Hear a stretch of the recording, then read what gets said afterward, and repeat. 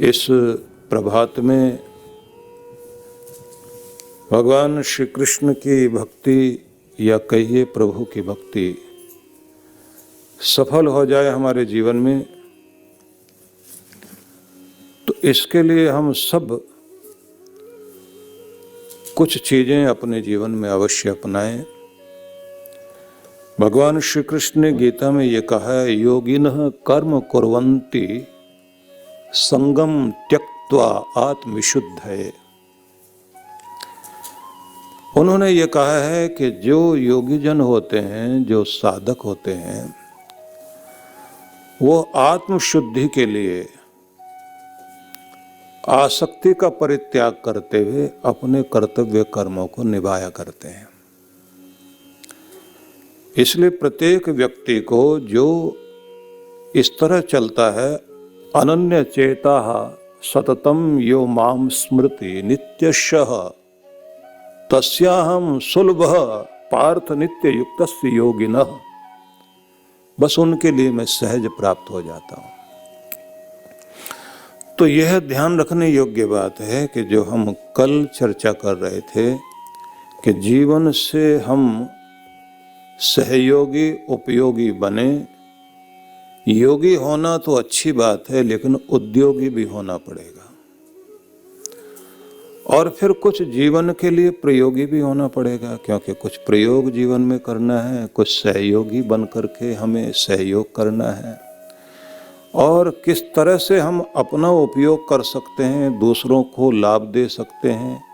तो इस सब को उन्होंने कहा कि ये दान है जीवन में, क्योंकि कहीं श्रम दान करना है, कहीं अन्न दान करना है, कहीं सेवा दान आपने करना है, कहीं वस्त्र दान करना है। इसको हमारे पवित्र ग्रंथों में एक नाम दिया गया है, वह है धर्मादा सेवा, जो आपके पूर्वज लोग जिसे अपनाते थे।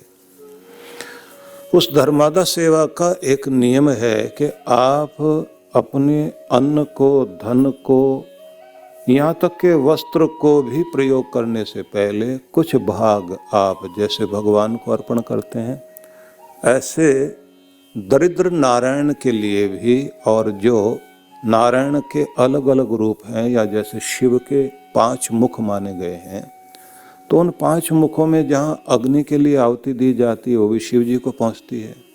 जब आप अपने बड़ों के लिए कुछ करते हैं तो वो भी शिव को ही पहुँचती है आहुति। आपके द्वारा लगाया गया भोग जिस समय आप किसी दीनहीन की सेवा करते हैं वो भी भगवान तक पहुंचती है। और प्राणियों के लिए कुछ करते हैं, कुत्ते, बिल्ली, गौ, उनके लिए ग्रास निकालते हैं, चींटियों के लिए आटा डालते हैं। ये सारी वो व्यवस्था है जो आप भगवान तक अपनी आहुति पहुंचाते हैं। तो सभी के लिए कर्तव्य बनता है कि प्रत्येक दिन हर व्यक्ति अपनी कमाई को पहले पवित्र करे। तन की शुद्धि के लिए प्रत्येक व्यक्ति हर दिन स्नान करता है, घर की शुद्धि के लिए झाड़ू लगाई जाती है, वस्त्र की शुद्धि को हम लोग करते हैं, वाणी की शुद्धि के लिए कहा जाता है कि सुबह सुबह भगवान का नाम मुख से उच्चारण करें, मन में अच्छे भाव लाएं और हृदय को प्रेम पूर्ण करें, तो उससे जो है शुद्धिकरण होता है। तो धर्म आपके जीवन में आता है और धर्म आपकी रक्षा करता है। आप धर्म की रक्षा करते हैं तो फिर धर्म आपकी रक्षा करता है। तो उसमें धर्मादा सेवा एक बहुत बड़ी सेवा कहलाती है। उस सेवा में ये माना जाता है कि अनाथ के लिए, वृद्ध के लिए, गौ के लिए, पढ़ने वाले विद्यार्थियों के लिए, अन्न क्षेत्र चलता है उसके लिए, मंदिरों में सेवा होती है और मंदिर निर्माण हो रहा है तो उसके लिए आप जो सहयोग करते हैं, जो अपनी तरफ से दान देते हैं, यज्ञ होता है, यज्ञ में आहुति देने के लिए। और कृष्ण भगवान को सबसे ज़्यादा पसंद है धर्म प्रचार, क्योंकि वो यही कहते हैं कि मेरा तो संकल्प यही है, धर्म संस्थापनार्थाय संभवामि युगे युगे। मैं धर्म की स्थापना के लिए युग में, हर युग में आना चाहता हूँ और आऊँगा, ये वचन देते हैं।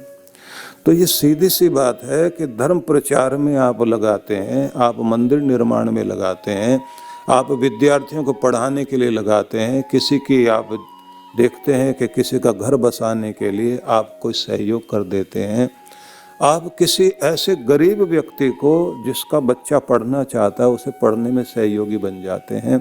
जब आप अपने बच्चों के लिए कोई वस्त्र सर्दियों में निकालते हैं कि हम अपने बच्चों के लिए वस्त्र खरीदें, तो किसी गरीब के बच्चे का भी ख्याल कर लिया जाए कि हम एक वस्त्र तो कम से कम भगवान के नाम पर उन्हें पहना दें, जिनके पास बेचारों के सर्दी में ठिठुरने के सिवा और कोई मार्ग नहीं है। तो जब आप इस तरह से, या फिर किसी को बाढ़ में, सुनामी में, किसी और भूकंप में कोई ऐसी चीज़ हो गई, कुछ लोगों के घर बर्बाद हो गए, अपना घर बना रहे हो, तो आपका ये ध्यान रहना चाहिए कि किसी एक ऐसे व्यक्ति का जिसको बहुत ज़रूरत है, थोड़ा सा ही सहयोग सही, उसके घर निर्माण में आप सहयोगी बन जाते हैं। उजड़े को जब आप बसाते हैं ना, आपने भी किसी को आबाद किया।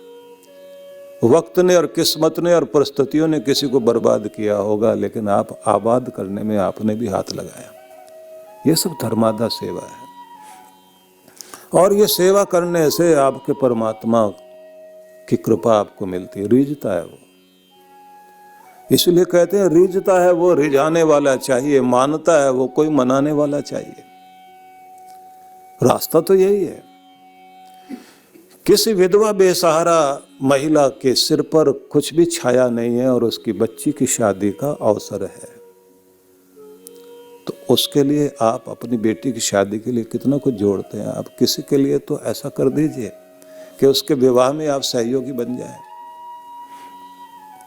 बस इस सबको धर्मादा सेवा कहा गया, और इसलिए लोगों ने एक व्यवस्था कर दी कि हमें नहीं पता कि हम कहाँ देंगे और कहाँ नहीं देंगे, तो गुरुजनों ने धर्मादा सेवा शुरू की होती है।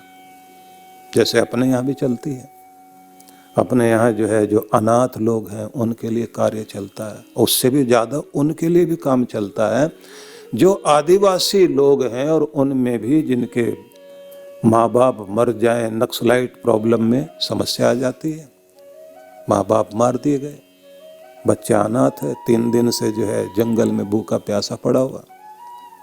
हम लोगों का झारखंड में खूंटी में एक सेंटर काम करता है, तो जब मैं वहाँ गया तो मुझे वहाँ बताया गया, क्योंकि बहुत पहले हमने स्थापना की थी उसकी, तो एक बच्चे को उन्होंने ला के दिखाया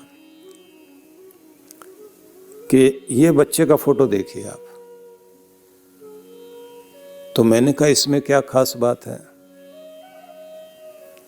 बोले ये बच्चा पड़ा हुआ था सूखे कुएं में, कोई माँ फेंक गई, और पट्टी कुछ छोटा सा एक पत्थर का टुकड़ा उसके पेट के साथ बांध के फेंका था।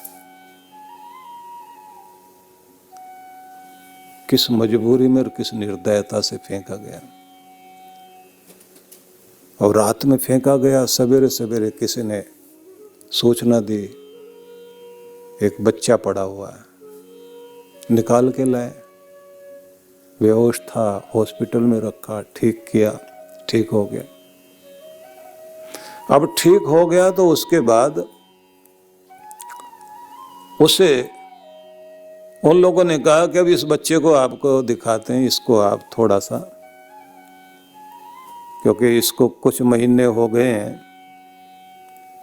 शायद 2-4 महीने हो गए थे, तो बोले अब इसकी जबान पर थोड़ा अन्न का स्वाद लगाना चाहते हैं हम लोग।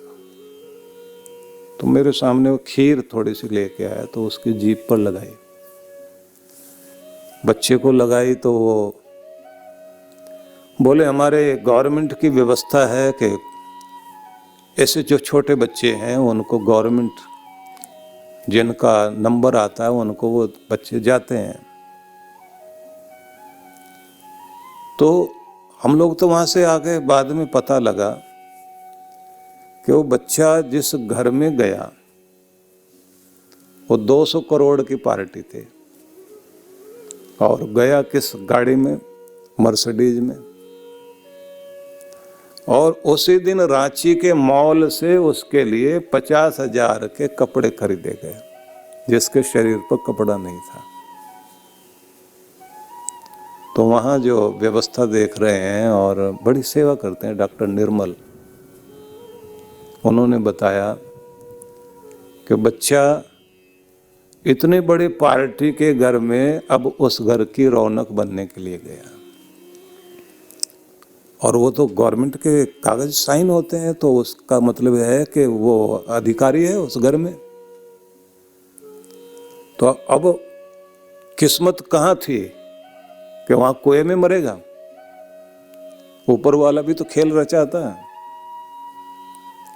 लेकिन ये भी एक बात है कि अगर दया वाले व्यक्ति को दया आती है, क्योंकि दया धर्म का मूल है। जड़ क्या है धर्म की? दया। जब तक आदमी के अंदर दया नहीं, आज समाज में क्या सबसे बड़ी समस्या है? इतने निर्दयी हो गए लोग, इतने निर्दयी, किसी को किसी पर तरस नहीं आता। इसी को तो अधर्म कहते हैं। अधर्म फैल गया लोगों के अंदर, अधर्म अधर्म अधर्म अधर्म ये फैल रहा है। और कृष्ण भगवान क्या कहते हैं? मैं धर्म की स्थापना के लिए दुनिया में आता हूँ, और मुझे प्यारे लगते हैं वे लोग जो धर्म का प्रचार करके लोगों के हृदय में धर्म की स्थापना करते हैं। जिन लोगों ने अपने जीवन का लक्ष्य बनाया कि हम रोजी रोटी तो किसी न किसी तरह से आदमी पूरा करता है, लेकिन धर्म मैंने दुनिया में स्थापित करना है, ये बात ध्यान रख लीजिए। वायदा है उनका, योग क्षेमम वहम्यहम, तू मेरी राह पर आके तो देख तेरे लिए क्या चाहिए और क्या तुझे जुड़ना चाहिए, उसका वायदा मेरा है। भगवान कहते हैं वो मैं पूरा करूंगा। अब मैंने तो कभी कोई कमी देखी नहीं। भले ही हाथ में पैसा नहीं दिखाई दे, आप श्रद्धा भाव से कोई एक अच्छा प्रोजेक्ट लेकर शुरू करके देखिए। अगर आप सच में आपकी लो भगवान से लगी हुई है तो आपका योग क्षेम वो वहन करता, अपने आप चीजें बनती जाती हैं। लेकिन मैंने देखा कि लोग भगवान के नाम का नाटक करते हैं, अंदर नहीं होता। जिस दिन सच्चा विश्वास हो जाएगा उस दिन जो है, कबीरा मन निर्मल भया जैसे गंग का नीर, अब पीछे पीछे हरि फिरे कहत कबीर कबीर, सुन सुन बात तो सुन। अब निर्मलता आए तो सही। तो इसलिए सबसे पहले कहा जाता है कि धर्मादा सेवा अपने जीवन की एक बहुत बड़ी विधि है। और इसको विदेशी लोग जो है, जैसे आप देखते हैं कि अमेरिकन लोगों ने, लेखकों ने इतना लिखा इसके ऊपर, वो कहते हैं कि कुछ देना चाहिए, दोगे तो आपको आता है। आप अपने मन में याचक नहीं बनो, आप ये कहो समृद्धि आ रही है और मैं दाता हूँ, भगवान ने मुझे इस लायक बनाया है। और जब आप दे रहे हो तो आप ये महसूस करो कि आप परमात्मा के आंगन में, उसकी भूमि में, उसके बगीचे में ये बीज बो रहे हो, जो अनेक गुना बढ़कर सुख शांति कृपा बनकर आपकी जिंदगी में लौट रहा है। ये आहुति है जो बढ़ के आपकी तरफ आ रही और आती है। देने वाले को कभी कमी नहीं रहती और मांगने वाले का कभी पेट नहीं भरता है, ये बात ध्यान रख लेना। हाथ फैलाने वाले व्यक्ति के अंदर भूख बनी रहेगी और देने वाले को कभी जिंदगी में कमी नहीं रहेगी। इसलिए धर्मादा सेवा का संकल्प उन लोगों के लिए सबसे पहले दिलाया जाता है जो गृहस्थ हो गए। उनको ये कहा जाता है कि घर परिवार में आए हो तो आपको दशांश भाव जो है धर्म में लगाना चाहिए। अब इतनी बड़ी हिम्मत नहीं करता आदमी, वो कहता कम करवा दो थोड़ा। अब कम करवाए तो 2%, कलयुग में कम करा दिया ना 2%। 2% में भी आदमी सोचता 10 चक्कर लगाने वाला कोई आए घर में तब तो दें। उसमें भी अगर 100 रुपए देने हो तो 4 चक्कर लगवाना चाहता है आदमी। आप देखते हैं ना, वो जो कहते हैं ना कि कोई भी इस दुनिया में देता है तो देने का ढंग अलग है। पति अपनी पत्नी को घर खर्चे के लिए पैसे देगा तो साथ में जो है भाषण जरूर देता है, 4 बार बोलेगा इतने पैसे दिए थे, क्या करा तुमने। और मालिक नौकर को तनख्वाह देगा तो वो भी होलिया बिगाड़ के देगा, इतने पैसे देता हूं करता कुछ नहीं तो क्या किया बता। तो नौकर को तनख्वाह दी जाएगी तो वो भी चिल्ला करके होलिया बिगाड़ के दिए जाएगी, और पत्नी को पैसे दिए जाएंगे, हिसाब पूछा जाएगा। और अगर कोई दान देगा ना, दान मांगने चले जाओ किसी से, तो दान तो जरूर देगा, 1 घंटे का भाषण भी साथ में देता है। और वो बेचारे मांगने वाले, जो दान लेने वाले होते हैं ना, संस्था वाले जाते हैं, वो ऐसे श्रद्धालु श्रोता बने रहते हैं, हाँ जी सच कह रहे हो, सच कह रहे हो, सच कह रहे हो। और वो 1 घंटे तक ऐसा करना चाहिए तुम लोगों को, वैसा करना चाहिए, ये होना चाहिए, ऐसे ऐसे प्रवचन देता है, और वो बेचारे सुन रहे होते हैं। थोड़ा सा भी देगा तो भाषण जरूर देगा। एक ही दुनिया में है जो देता है बिना बोले देता है, और देता है तो छप्पर फाड़ के देता है, उसी को ऊपर वाला बोलते हैं। उसकी बड़ी भारी कृपा है, सबको देता है, जान को दे, अनजान को दे, सबको देता है। इसलिए कहते हैं कि जब दांत न थे, जब दांत न थे तब दूध दियो, जब दांत दिए तब अन्न भी दे है। जल में थल में सभी पशु पक्षन की सुधि लेहत है, सो तेरी भी ले है। काहे की सोच करे मन मूर्ख, सोच करे कछु हाथ ना आए है।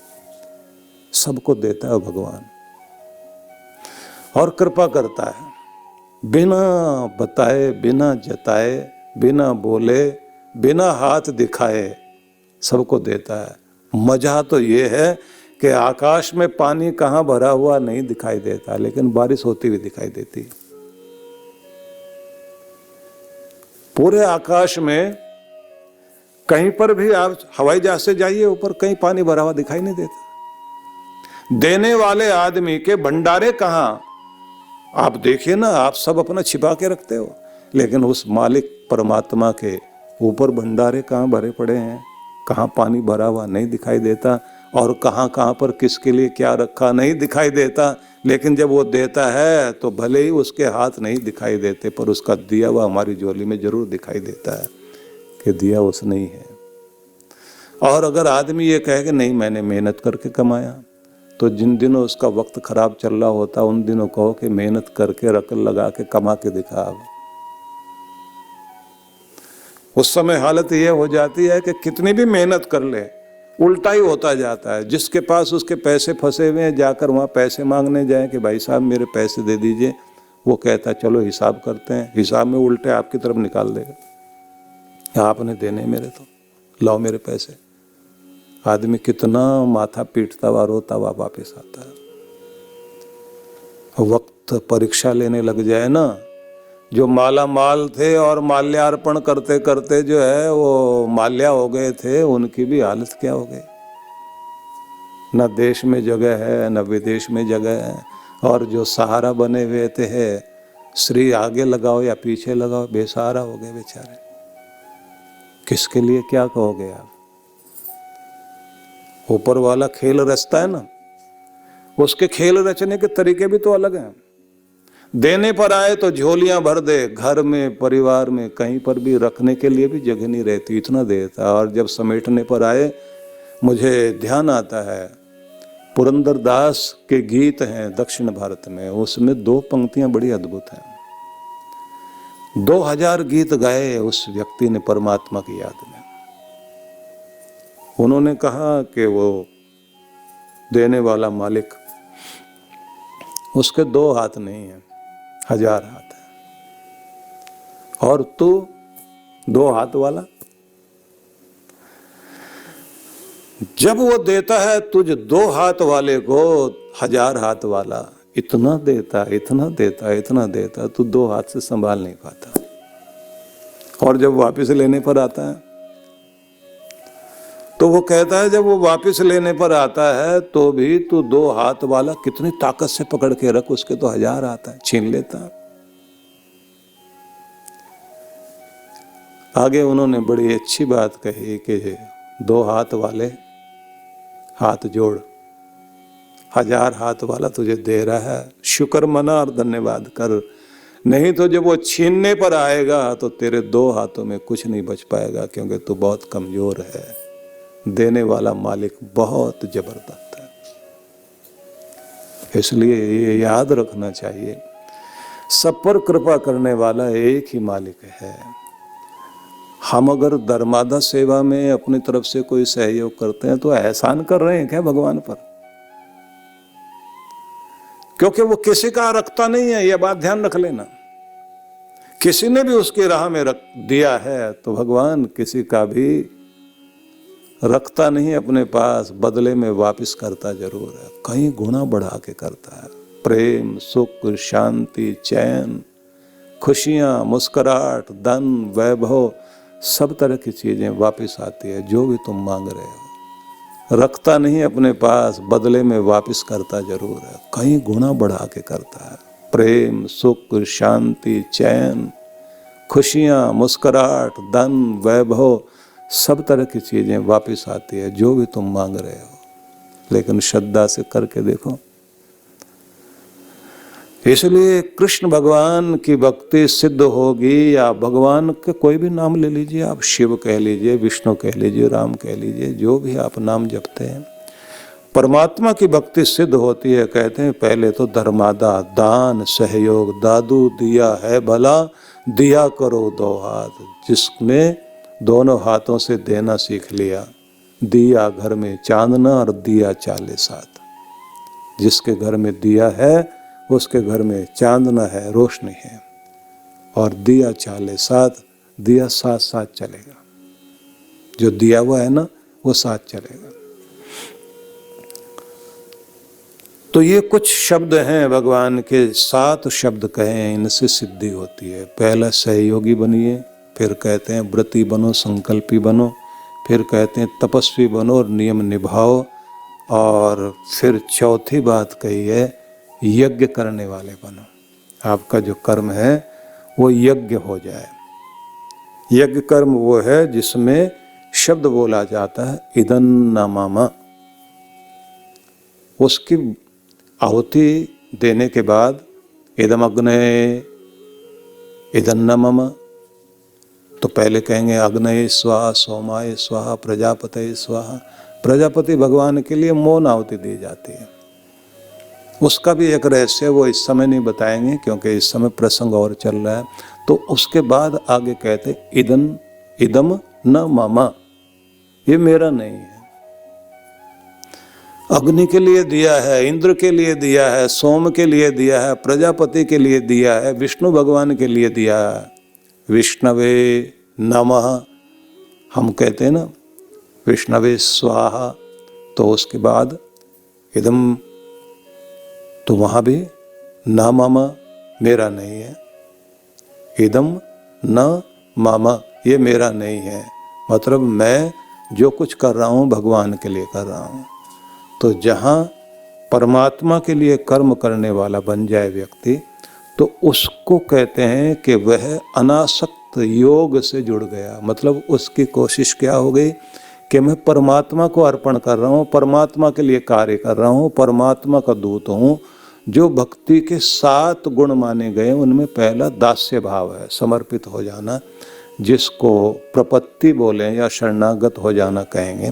तो इसका सबसे पहला नियम ही यही है कि आप भगवान के लिए कर्म करने वाले बन जाओ। उसी को श्रेष्ठतम कर्म कहा गया है, यज्ञो वै श्रेष्ठतमम कर्म।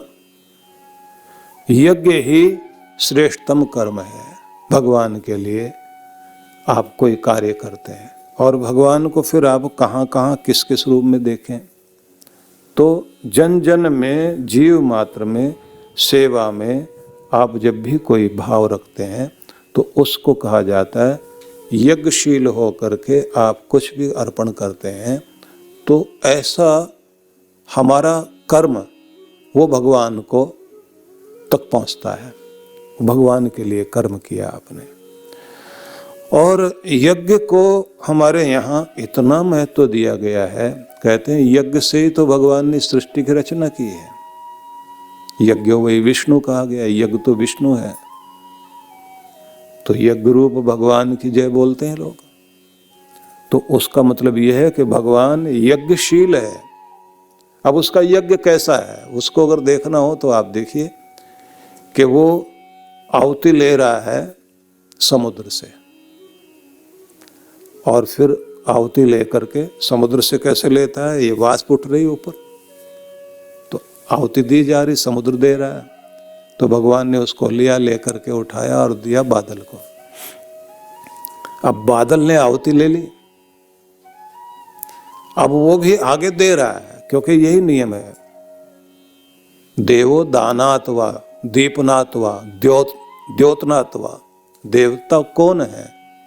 जो दे रहे हैं, जो चमक रहे हैं, जो दूसरों में भी चमक पैदा कर दें, वही तो देवता है। तो ये लेंगे और ले करके फिर वापस करते हैं। इनके वापस करने का तरीका क्या है कि खारा पानी लिया, बादल के पास नमकीन पानी गया, समुद्र में तो नमकीन पानी होता है। अब क्या प्रोसेस शुरू होगा? देवता ने वापस करना है।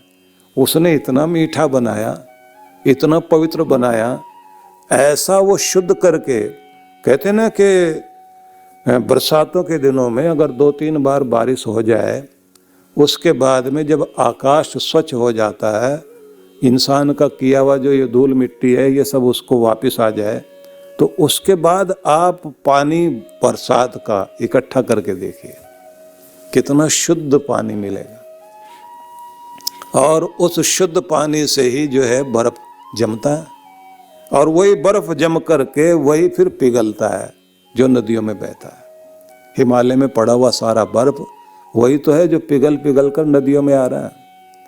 ग्लेशियर अब जो है सरक रहे हैं, तो इसका मतलब ये है कि खतरा हो रहा है पैदा आदमी के लिए। तो ये यज्ञ चल रहा है भगवान का। यहाँ से गया ऊपर, वहाँ से प्रोसेस शुरू हो गया है, कहीं जल बर्फ बन गया वो बह करके वापस आ रहा है, कहीं बूंदों में बरस रहा है। और फिर इतना ही नहीं होता, वो रोज भी यही काम करता है, क्योंकि कहते हैं परमात्मा का नित्य यज्ञ चलता है। ये बारिश वाला भी यज्ञ रोज चलता है, ये भी ध्यान रख लीजिए। जो आपको दिखाई देती है ना बारिश, वो तो वो जो बहुत तेजी से बरसती है, लेकिन ये जो रोज ओस बरसती है ये भी तो बारिश हो रही है।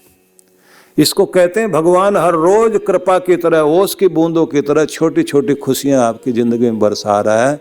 उससे फूल मुस्कुराते हैं, एक छोटा घास का तिनका भी हरा भरा होता है। इंसान अगर तू भगवान से लो लगा करके रहेगा, तो जब वो एक तिनके को भी हरा भरा रख सकता है, तो तुझे क्यों नहीं हरा भरा रखेगा? तुझे भी हरा भरा रखेगा, बस उस पर ध्यान लगा अपना। तो यज्ञ चल रहा है उसका। कहते हैं ऐसे यज्ञ तू भी कर, नित्य निरंतर वाला भी कर, कभी कभी बारिश वाला भी कर, और कभी कभी ऐसी बारिश भी कर जैसे बरसातों में होती है। जिन नदियों में कभी पानी नहीं आता वो भी भर जाती हैं। इसको कहा होम। उसके बाद आगे कहा है कि सिर्फ इतने से बात नहीं बनेगी, आगे उन्होंने कहा है कि जप करो। वैसे 9 साधन माने जाते हैं, लेकिन अभी मैं जो आपको जितना आज के समय के अनुसार बता रहा हूं उन पर आप ध्यान दे लीजिए। आगे है जप। जप में बहुत सारे तरीके हैं, 14 तरह का जप माना जाता है। सामान्य रूप से आपको 3 पता है। 3 को आप अगर वैसे शब्द दें तो थोड़ा अजीब लगता है, आप सामान्य ढंग से बोल लीजिए। सामान्य ढंग ये है कि एक जप वो है जो बोल बोल के किया जाता है, एक वो जिसमें सिर्फ होठ हिलते हैं आपके, और तीसरा वो जो मन मन में किया जाता है। अब इसके लिए जो शब्दावली प्रयोग करते हैं हम लोग, शब्दावली में जरा ऐसा लगता है बहुत बढ़िया बड़ी बात कही जा रही है। उसमें क्या है कि पहला वाचिक जप है, दूसरा उपांशु जप है, तीसरा मानसिक जप है, चौथा अजपा जप है, 5वां प्रदक्षिणा जप है, एक नित्य जप है, एक नैमित्तिक जप है। तो ऐसे करते हुए जो है एक काम्य जप हो गया, एक तितिक्षा जप हो गया, अलग अलग फिर ये महामृत्युंजय जप है, ये इष्ट देव का जप है। करते करते आप पढ़ते चले जाइए, 14 हो जाएंगे पूरे। अब गिनती गिनते फिर समझ में आएगा इतनी तरह के जप। और मैंने कितना बताया था आपको?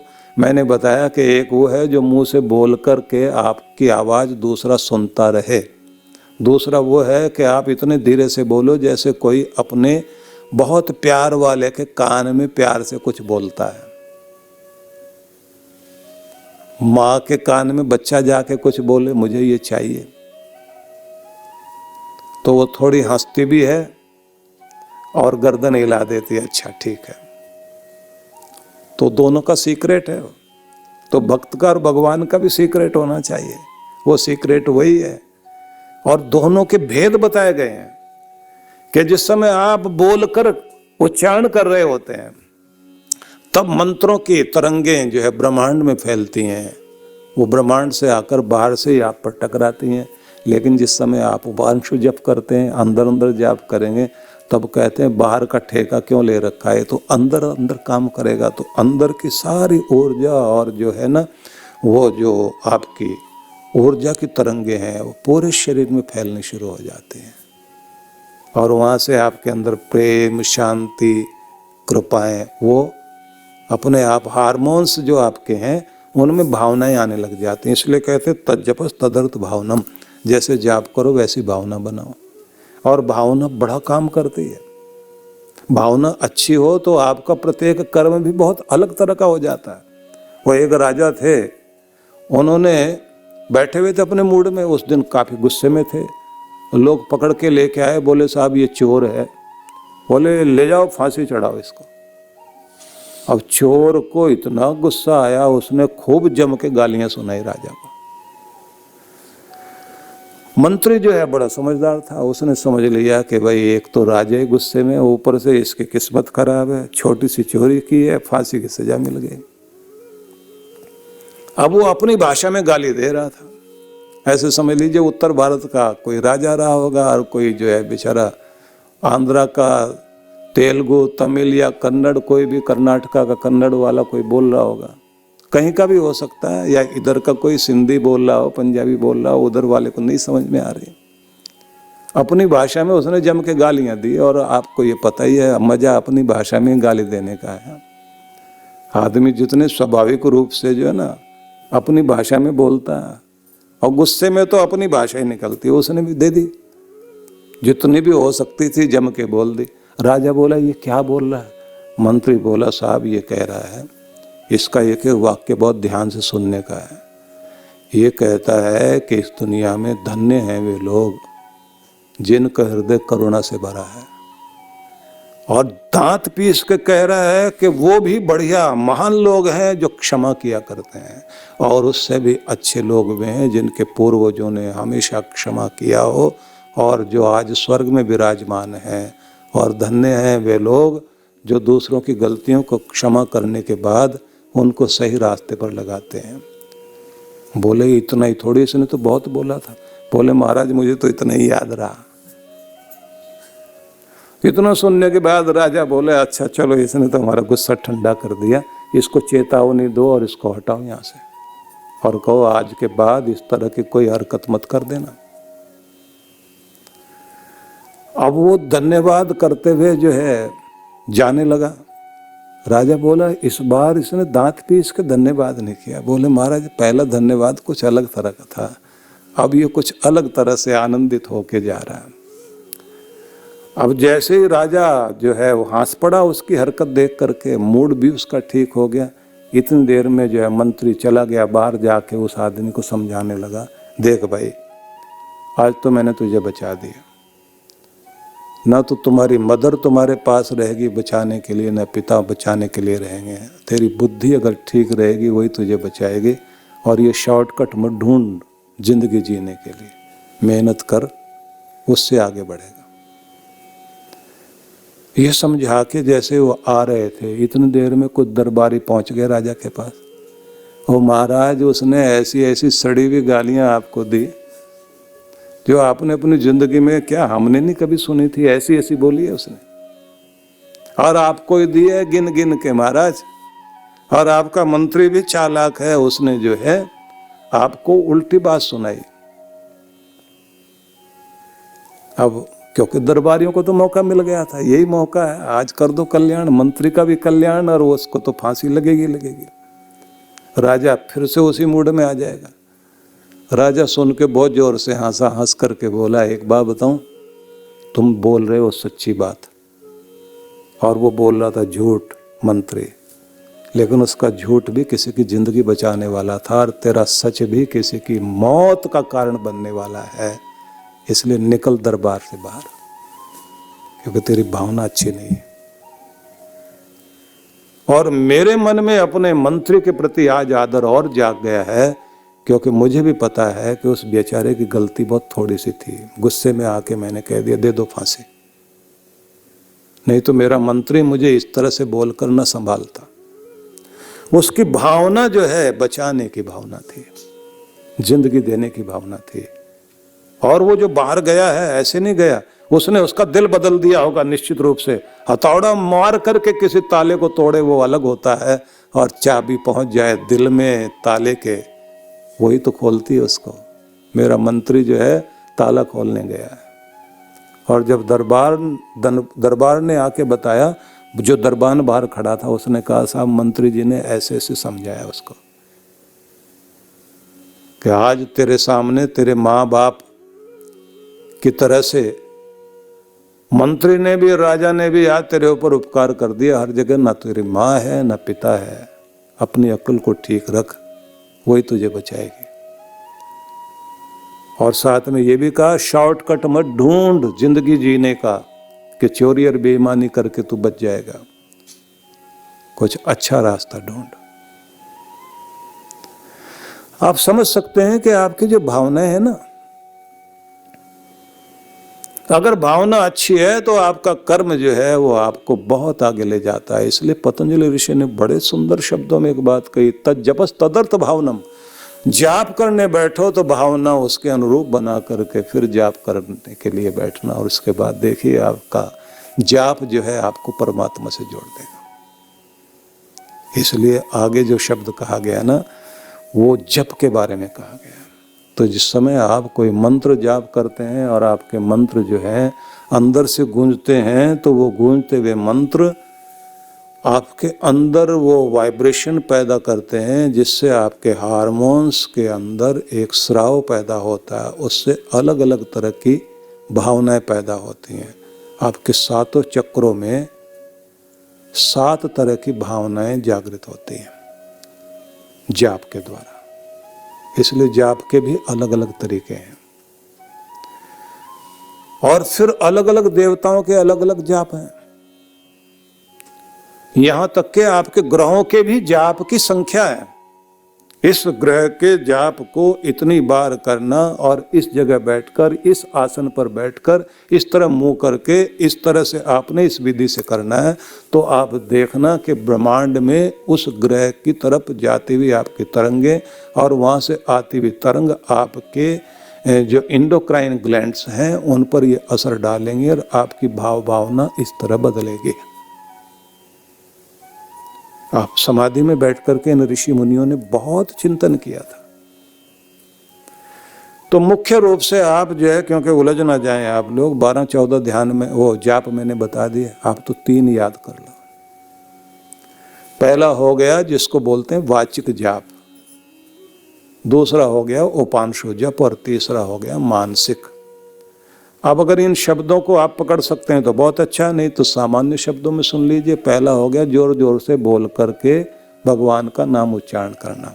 दूसरा हो गया केवल मात्र आपके होठ हिलते रहें और आपकी आवाज़ सिर्फ आप सुने, इसको बोलते हैं उपांशु जप।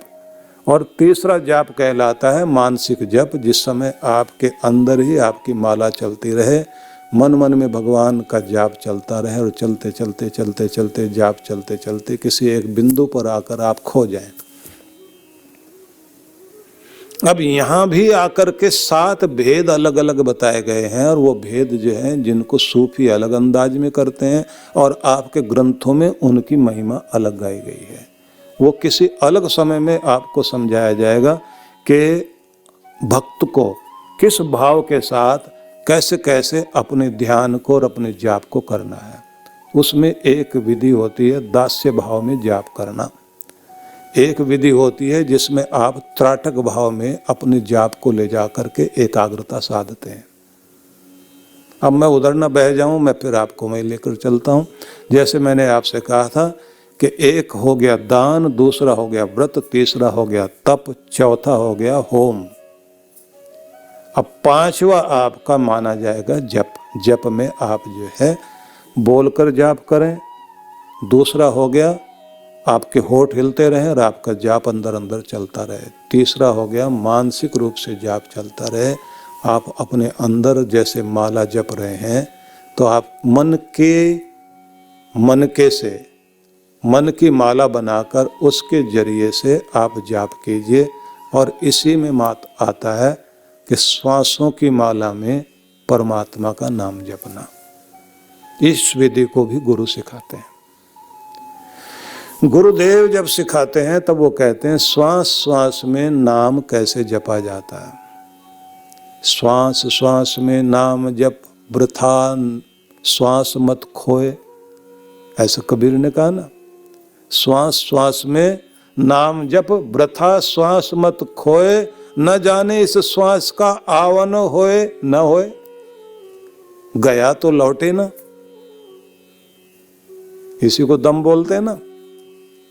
जब तक दम चल रहा है तब तक तो दमादम मस्त कलंदर है, और अगर चला गया तो फिर तो कुछ भी नहीं।